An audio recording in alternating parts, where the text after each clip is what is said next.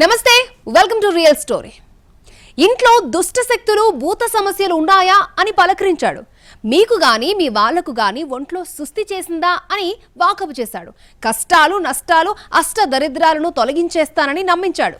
కరుదిష్టి నరఘోషలను పటాపంచులు చేస్తానని చెప్పాడు. మాటల్లాంటి మంత్రాలు చల్లిన ఆ జ్యోతిష్యుడు ఏమైందో ఏమో కానీ శివారు ప్రాంతంలో శవంగా కనిపించాడు. ఇంతకీ ఆ జ్యోతిష్యునికి ఏమైంది? విశాఖలో కలకలం రేపిన జ్యోతిష్యుడి హత్యపై ఇవాల్టి రియల్ స్టోరీ.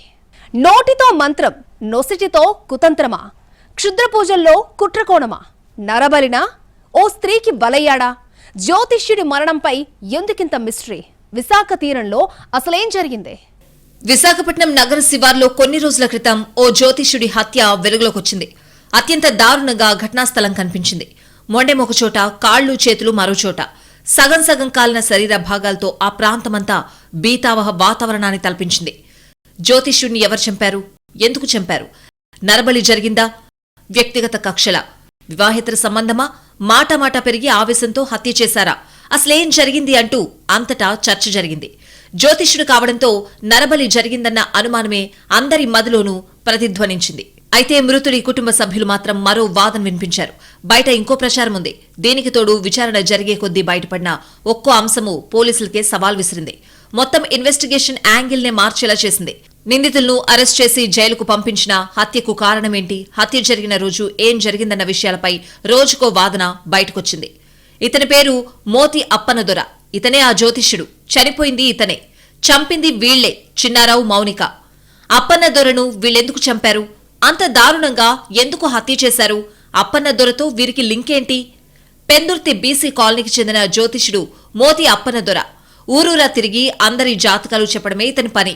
ఎటువంటి సమస్యలనైనా ఇట్టే పరిష్కరిస్తానని చెప్తాడు. జీవితంలో కష్టాల్లో ఉన్నా, వ్యాపారం నష్టాల్లో ఉన్నా, అష్టదరిద్రాల్లో ఉన్నా అన్నింటికీ అన్ని దోషాలకు ప్రత్యేక పూజలు చేస్తానంటాడు. ముఖం చూసి మనసులో బాధ చెప్తానంటాడు. అలా గ్రామాలు తిరుగుతూ, ఇల్లిళ్లు తిరుగుతూ, టీ షాపులు, హోటళ్లలో జనాల బాధలు వింటూ అక్కడికక్కడే వారికి మై హూనా అంటూ అభయమివ్వడం, నమ్మకమున్న జనం ప్రత్యేక పూజలకు ఓకే చెప్పడం షరా మామూలు వ్యవహారమే. ఇలాంటి దైనందిన జాతకాల కోసమే ఈ ఫిబ్రవరి 9వ తేదీన ఇంటి నుంచి బయటకొచ్చాడు మోతే అప్పన్నదొర. కానీ తిరిగి ఇంటికి చేరలేదు. ఇంతకీ అప్పన్నదొర ఇంటికి రాకపోవడం, ఫోన్ స్విచ్ ఆఫ్ రావడంతో కుటుంబ సభ్యులు టెన్షన్ పడ్డారు. మరుసటి రోజు ఆయన కుమారుడు దుర్గాప్రసాద్ ఆనందపురం పోలీసులకు ఫిర్యాదు చేశాడు. తన తండ్రి కనిపించడం లేదని కంప్లైంట్ ఇచ్చాడు. అప్పన్నదొర కోసం వెతకడం ప్రారంభించారు పోలీసులు. ఇదే సమయంలో కాపులపాడు సమీపంలోని ఒక లేఅవుట్లో శవాన్ని కాల్చిన ఆనవాళ్లు కనిపించాయి. ఈ మృతదేహం మిస్ అయిన అప్పన్నదొరదేనా అని పోలీసులకు డౌట్ వచ్చింది. లేఅవుట్లో లభించిన డెడ్ బాడీ అప్పన్నదొరదేనా లేదంటే వేరెవరిదైనానా అని గుర్తించేందుకు అప్పన్నదొర కుమారుడు దుర్గాప్రసాద్ ను పిలిపించారు పోలీసులు. ఘటనాస్థలానికి వచ్చిన దుర్గాప్రసాద్ షాక్ అయ్యాడు. శరీర భాగాలు చెల్లాచెదురుగా ఉండడంతో అసలు ఆ డెడ్ బాడీ తన తండ్రిదేనా అనే అనుమానం వ్యక్తం చేశాడు. మొండెం ఒకచోట, కాళ్లు చేతులు మరోచోట, అవయవాలన్నీ కాలిపోయిన స్థితిలో ఉండడంతో చాలాసేపు రకరకాల ఆనవాళ్లు వెతికారు. అయితే అతని అనుమానమే నిజమైంది. ఆ డెడ్ బాడీ తన తండ్రి అప్పన్నదొరదేనని నిర్ధారించాడు. మరి ఆంధ్రప్రదేశ్ 9 మిస్సింగ్ అయిపోయారు సార్. మిస్సింగ్ అయిపోతే మేము ఇంటికాడే ఉన్నాం. ఫోన్ చేసాం సార్ 3 గంటలకి, ఆదివారం సాయంత్రం 3 గంటలు చేసి చేస్తే ఫోన్ స్విచ్ ఆఫ్ వచ్చింది. కాకపోతే ఆయన మరుక్షణ ఆదివారం సోమవారం 10వ తారీఖు ఆంధ్రపురం వచ్చి కంప్లైంట్ ఇచ్చారు సార్. ఇచ్చిన తర్వాత వాళ్ళు కూడా రెస్పాండ్ అయ్యారు, తిరిగారు మాతో. వాళ్ళతో సంబంధం మామూలు తిరిగాం. సీసీ కెమెరా ఫుటేజ్లోనే 9వ తారీఖు ఆదివారం 10:30కి 11 లోపు ఒక టీ కొట్టు దగ్గరికి నడుచుకుంటూ వెళ్తున్నాడు సార్. అక్కడ టీ కొట్టు దగ్గరికి 1:30 సేపు మాట్లాడుకొని తర్వాత వేరే వాళ్ళు ఎవరో పల్సర్ బండి మీద 220 పల్సర్ బండి మీద వచ్చి ఎక్కించుకొని తీసుకుని వెళ్ళారు సార్. తీసుకుని వెళ్ళి వచ్చిన తర్వాత మేము వాళ్ళతో కానిస్టేబుల్తో సహా మేము కూడా తిరిగాం. అదే అనుమానం మరి ఇలాగ వచ్చి ఈ రోడ్లో తిరిగాం సార్. తిరిగితే ఇదే బిట్లో ఎక్కడ దొరుకుతాడు అనుకొని మా వెతికే లోపుకు ఇలాగ కాల్చిబడి ఉన్నారు సార్ మా నాన్నగారు. అది ఎలాగ మేము గుర్తుపట్టామంటే పోస్లో, దండలో, పంచి అవి చూసి మేము గుర్తుపెట్టి కన్ఫర్మ్ చేసుకున్నాం సార్. అది జరిగిన వ్యక్తి. కానీ ఆ రోజు ఆదివారం ఒక వ్యక్తి మాత్రం పట్టుకెళ్లారు. అతను మరి దేని ఎలా పట్టుకెళ్ళి ఏం చేశారో మాకు తెలియదు. అదే అనుమానంగా ఉంది సార్. హత్య జరిగిన ప్రాంతంలో మెడలో ధరించే రుద్రాక్షలు, పసుపు కుంకుమతో పూజలు ఉన్నాయి. ఒక బ్యాగ్ కూడా హత్య జరిగిన ప్రాంతంలో కనపడింది. వీటన్నింటిని బట్టి ఈ డెడ్ బాడీ తన తండ్రిదేనని నిర్ధారించాడు దుర్గాప్రసాద్. మృతదేహమైతే తన తండ్రి అప్పన్నదొరదేనన్న దుర్గాప్రసాద్ ఎవరు చంపుంటారు, ఎందుకు హత్య చేసి ఉంటారన్న దానిపై మాత్రం అనేక అనుమానాలు వ్యక్తం చేశాడు. దీనికి తోడు మొండెం ఒక చోట, కాళ్లు చేతులు ఎముకలు వేరే చోట ఉండడంతో ఈ కేసులో అనేక సందేహాలు తెరపైకొచ్చాయి. ఇది ఏదో క్షుద్ర పూజలు, నరబలి తరహాలో జరిగిన హత్య కేసుగా భావించారు. అప్పనదొర జ్యోతిష్యుడు కావడంతో ఈ సందేహాలకు బలం చేకూరింది. చిన్నారావు, మౌనికలు నరబలి కోసమే అప్పనదొరను చంపారా అంటూ అనేక డౌట్స్ వచ్చాయి. అసలు అప్పనదొరకు వీరిద్దరికి మధ్య ఎలాంటి పరిచయం ఉంది? ఏ పూజల గురించి వీరి నడుమ చర్చ జరిగింది? నరబలి సలహాలు అప్పనిచ్చాడా? ఆ సలహా ఇచ్చిన అప్పనదొరనే నరబలిచ్చేందుకు ఈ జంట దారుణానికి పాల్పడిందా అనే అనుమానాలు వెల్లువెత్తాయి. హత్య కేసులో ప్రధాన నిందితుడు చిన్నారావు చేతికి గాయాలయ్యాయి. ఇద్దరి మధ్య పెనుగులాట్లో చిన్నారావు చూపుడు వేలు దెబ్బతింది. అప్పన్న ప్రతిఘటించడంతో చిన్నారావు చేతికి గాయమైంది. వెంటనే సమీపంలోనే ఉన్న భీమిలి ప్రభుత్వ ఆసుపత్రికి వెళ్లకుండా నగర నడిబొడ్డున ఉన్న కేజీహెచ్కొచ్చి చికిత్స పొందాడు. ఎందుకు చేయి తెగిందని ఆసుపత్రి సిబ్బంది అడిగితే ఏవో కారణాలు చెప్పాడు. ప్రభుత్వ ఆసుపత్రి సిబ్బందికి అబద్దాలు చెప్పిన చిన్నారావు మరుసటి రోజు తెల్లవారుజామున 4 గంటలకు పెట్రోల్ తీసుకుని భార్యతో కలిసి 6 గంటలకు ఆ లేఅవుట్ దగ్గరకు వెళ్లాడు. మొండెం కాళ్లు చేతులను వేరు చేశాడు. అప్పన శవంపై పెట్రోల్ పోసి నిప్పంటించాడు. శరీర భాగాలు వేరు కావడం, దహనం చేయడంతో పక్కా నరబలి జరిగిందన్న వాదన గట్టిగా వినిపించింది. దీంతో అసలు నరబలి చేయాల్సిన అవసరమేంటి? వీరి నడుమ నరబలి అంశంపై ఎలాంటి చర్చ జరిగింది? ఇదే ప్రాంతంలోనే ఎందుకు చంపారంటూ అనేక అనుమానాలు చక్కర్లు కొట్టాయి. తమ కుటుంబంలో ఎన్నో సమస్యలున్నాయని చిన్నారావు, మౌనిక జంట చెప్పడంతో అందుకు నరబలి చేయాలని అప్పనదొర సలహా ఇచ్చాడని అందరూ అనుకున్నారు.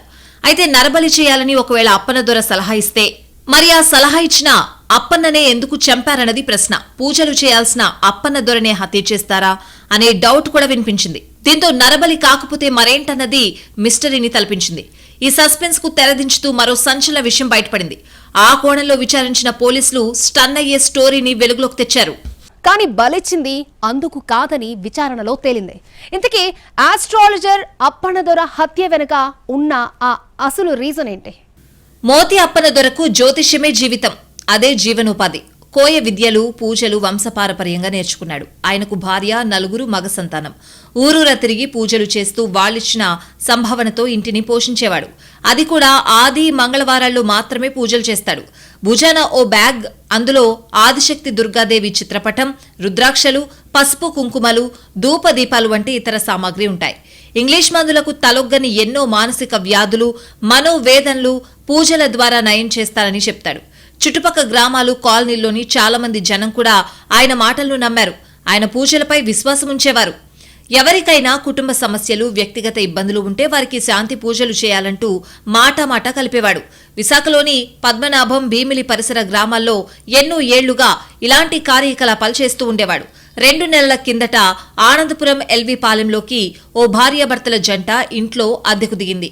అదే అప్పన్న క్రైమ్ కథా చిత్రాన్ని మలుపు తిప్పింది. అప్పనదొరకు ఆ ప్రాంతంలో ఉన్న తిరుపతమ్మ అనే టీ కొట్టు మహిళతో పరిచయం ఉంది. వచ్చిన ప్రతిసారి ఆ ప్రాంతంలోని విషయాలను అడిగి తెలుసుకునేవాడు. టీ తాగేటప్పుడు వివరాలు సేకరించేవాడు. ఎవరైనా కొత్త వాళ్లు వచ్చారా, తనతో ఏమైనా పని పడిందా అని తెలుసుకునేవాడు. కొత్త వాళ్లు ఎవరొచ్చినా టీ కొట్టి లేడీ జ్యోతిష్యుడి చెవిలో వేసేది.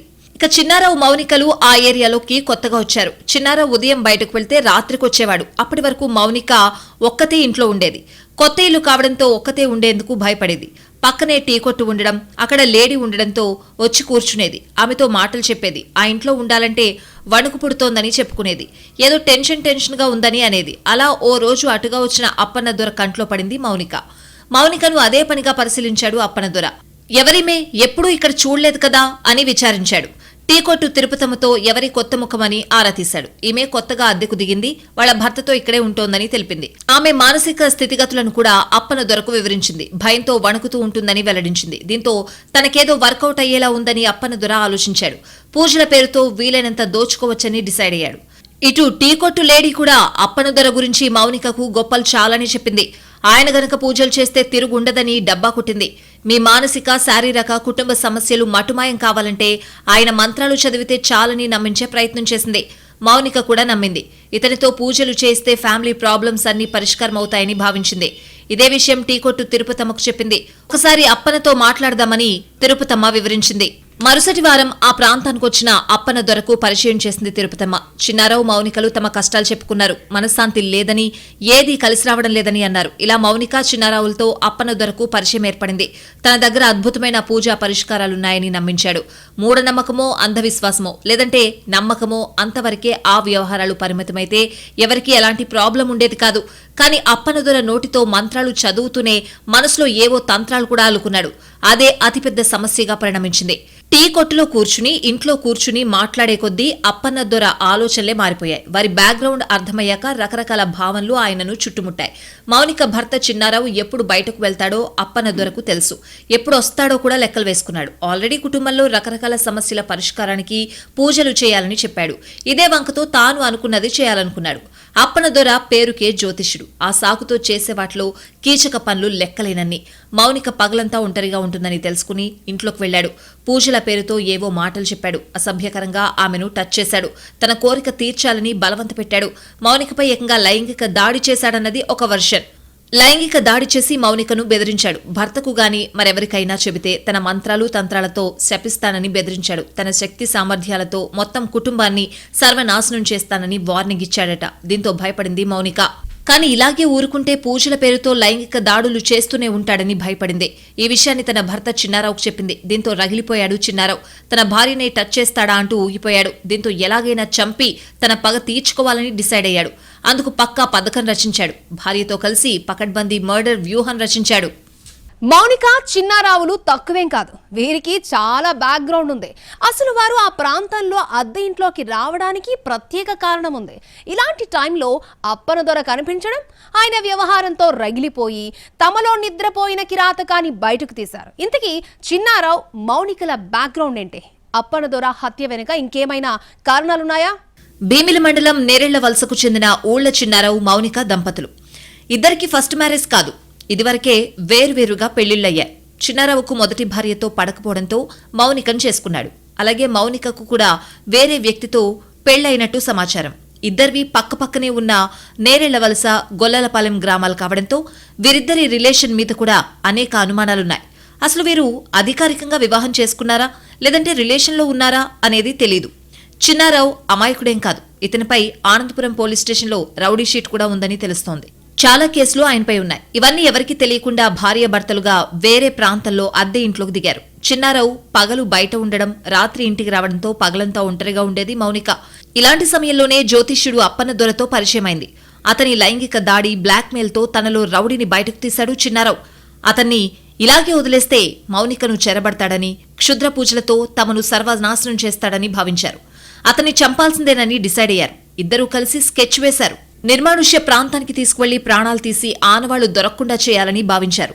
దీనికోసం వేచి చూస్తున్న సమయంలో అప్పన్న ఆది మంగళవారాల్లో వస్తాడని తెలుసుకుని వేచి చూశారు. ఆదివారం రాని వచ్చింది. ఆ రోజు పనికి వెళ్లడం మానేసి అప్పన్నను కలిశారు భార్యాభర్తలు చిన్నారావు, మౌనికలు. తన తల్లికి ఆరోగ్యం బాగోలేదని, ఎవరో ఏదో దిష్టి పెట్టారని, అది నయం చేయాలని కోరారు. దానికి అప్పన్న పూజలు చేయాలని సలహా ఇచ్చాడు. ఎలాంటి పూజలైనా పర్లేదు, తన తల్లికి మాత్రం ఆరోగ్యం బాగుపడేలా చేయాలని కోరారు. పూజలకు 7,000 రూపాయలు ఖర్చవుతుందని చెప్పాడు అప్పన్న. దానికి ఒప్పుకున్న భార్యాభర్తలు అప్పన్నను పల్సర్ బండి మీద ఎక్కించుకుని మానవమాత్రుడు కనిపించని శివారు నిర్మానుష్య ప్రాంతానికి తీసుకువెళ్లారు. తన తల్లి ఇక్కడికే వస్తుందని నమ్మబలికారు. ఇంతలోనే తనతో పాటు తెచ్చుకున్న మారణాయుధాలతో అప్పన్నపై దాడి చేసి దారుణంగా పొడిచి హత్య చేశాడు చిన్నారావు. ఇందుకు భార్య మౌనిక కూడా సహకరించింది. హత్య ఘటన బయటపడకుండా కాల్చేసిన శరీర భాగాలు చెల్లాచెదురుగా వేరువేరు ప్రాంతాల్లో పడేశారు. నరబలి జరిగినట్లుగా చిత్రీకరించేందుకు పసుపు, కుంకుమ వంటి పూజా సామాగ్రిని అక్కడే పెట్టారు. దుర్గా ప్రసాద్ అని ఒక అబ్బాయి మా దగ్గరకు వచ్చి తన తండ్రి గారు జ్యోతిష్యం చెప్తూ ఈ ఊరు తిరుగుతుంటారని 9వ తారీఖున ఆనందపురం బీపీ కాలాల ఏరియాలోకి వచ్చిన తన తండ్రి గారు మళ్ళీ 10వ తారీఖు వరకు ఇంటికి రాలేదని చెప్పేసి అనుమానంతో ఒక మిస్సింగ్ ఫిర్యాదు ఇవ్వడం జరిగింది. ఫిర్యాదు ఇచ్చిన ఫిర్యాదు మేరకు మేము ఒక మిస్సింగ్ కేసుగా నమోదు చేసి ఇన్వెస్టిగేషన్ స్టార్ట్ చేయడం జరిగింది. అక్కడ కొన్ని ఈ మృతుడి తాలూకా అవశేషాలు కొన్ని కనిపించాయి. దాంతో వాటిని బట్టి ఏదైతే మా దగ్గర మిస్ అయిన వ్యక్తి యొక్క శరీర భాగాలుగా అనుమానించి అక్కడ కూడా మళ్ళీ కంప్లైంట్ ఇవ్వడం జరిగింది. కొడుకు మిస్సింగ్ కేసు పెట్టడంతో రంగంలోకి దిగిన పోలీసులు చాలా త్వరగా కేసును ఛేదించారు. సీసీ కెమెరాల ఫుటేజ్ను జల్లెడ పట్టారు. కాల్ డేటాను పరిశీలించారు. ఇరుగు పొరుగును విచారించారు. నిందితులను అదుపులోకి తీసుకుని విచారించారు. ఈ ముద్దాయి ఉన్నాడు, ముద్దాయి మృతుడిని చంపిన రోజే చంపుతున్నప్పుడే అతనికి ఏంటంటే అది బటన్ నైఫ్. సో ఏంటంటే అది పొడుస్తున్నప్పుడు, కడుపు మీద బాగా పొడుస్తున్నప్పుడు అది మళ్ళీ రివర్స్లో వచ్చి అతను తెగి చెయ్యి రైట్ హ్యాండ్ ఫింగర్ దగ్గర తెగడం జరిగింది. 3 to 4కి కేజీహెచ్కి వెళ్ళడం, అక్కడ ఓపీ దగ్గర తీసుకుంటే వాళ్ళు ఎమ్మెల్సీ యాక్చువల్గా ఏంటంటే ఏంటి ఇది నీకు ఎలా తగిలిందంటే నేను రాడ్ బెండింగ్కి వెళ్తుంటాను, నాకు నేనే ఇది జరిగింది కొడుతుంటే అని చెప్పడం వలన మాకు ఇంటిమేషన్ ఇవ్వలేదు. వాళ్ళు దానికోసం ట్రీట్మెంట్ చేసి ఒక 6 స్టిచెస్ వేశారు. ఇంకా ఈ హత్య అయితే ఇద్దరే, ఇంకెవరు ప్రమేయం లేదు. మొత్తానికి జ్యోతిష్యుడు అప్పన్నదొర హత్య రకరకాల మలుపులు తిరిగింది. నరబలి అంటూ పెద్ద కథే నడిచింది. కానీ అసలు కథ మాత్రం వేరే ఉందని ప్రచారం జరుగుతోంది. తన భార్యపై లైంగిక దాడి చేశాడన్న ఆవేశంతో అప్పన్నదొరను చిన్నారావు చంపాడని అర్థమవుతోంది. భార్య పట్ల అప్పన్న అసభ్యంగా ప్రవర్తిస్తే పోలీసులకు కంప్లైంట్ చేయాల్సిన చిన్నారావు ఆవేశంలో హత్యకు తెగించాడు. పూజలకు మాత్రమే పరిమితం కావాల్సిన జ్యోతిష్యుడు మౌనికకు ఉన్న మానసిక సమస్యలను తనకు అనుకూలంగా మలుచుకుని భయపెట్టాలనుకున్నాడు. పూజల పేరుతో ఆమెపై అఘాయిత్యానికి ప్రయత్నించిన అప్పన్నదొరను అదే పూజల పేరుతో పిలిపించి చంపేశారు చిన్నారావు దంపతులు. ఇద్దరిదీ తప్పే. ఒకరు ప్రాణాలు పోయాయి, మిగతా ఇద్దరికీ జీవితమే జైలయ్యింది.